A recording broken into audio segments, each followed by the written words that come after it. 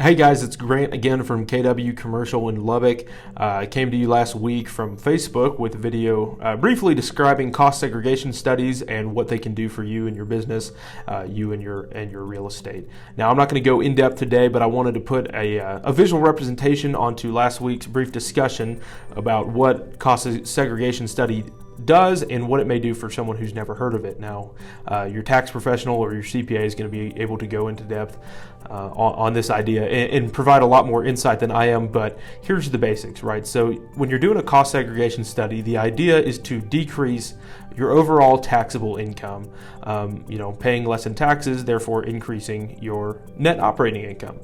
So one of the ways that we can do this, right, is if we take your building value here, we're just going to keep it real simple numbers here, and let's use $1 million. So you have $1 million building value, and you had a cost segregation study by an inspector that licensed with the IRS and has their all their credentials in order, and they decide that 25% of the building value has a depreciated schedule of 5 years, 7 years, 15 years, whatever it may be. We're going to keep it simple with 5 years, but it's less than that 39-year commercial real estate depreciation schedule that we see so often.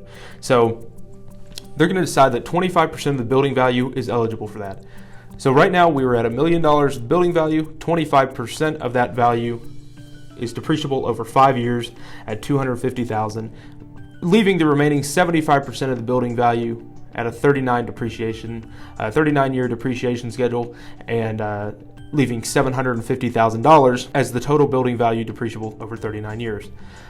So if you break that down, $250,000 of your 5-year depreciation schedule, straight line over 5 years, is $50,000.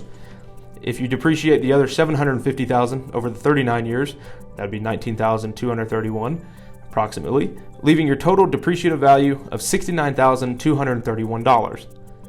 Now, that's with doing a cost segregation study. If you were to do that without a cost segregation study and depreciate the full $1 million value over 39 years, you would be left with a depreciable value of $25,641. Significantly lower. The difference is actually about $43,000.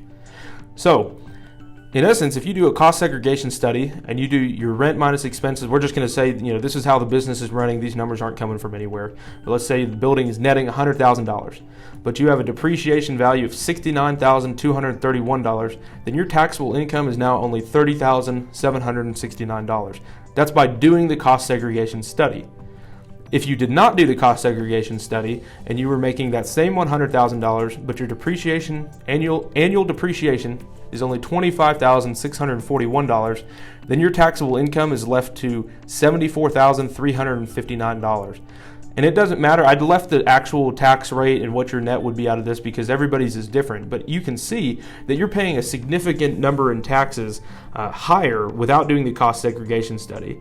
So if you think a cost segregation study might be right for you, or if you're curious of what that might do for you and your business, talk to your tax professional, talk to your CPA. They're going to know how to do this in depth because everything is a little bit different depending on what type of property you have or what you're actually trying to depreciate or decrease the depreciation schedule on. But this is the basic idea, is that you're able to increase your income by increasing your depreciation basis. But yeah, if you have any questions or you're curious if you could do this for your business, definitely give me a call or find me on LinkedIn. Send me a Facebook message. We'd love to talk to you about you and your property, you and your investments.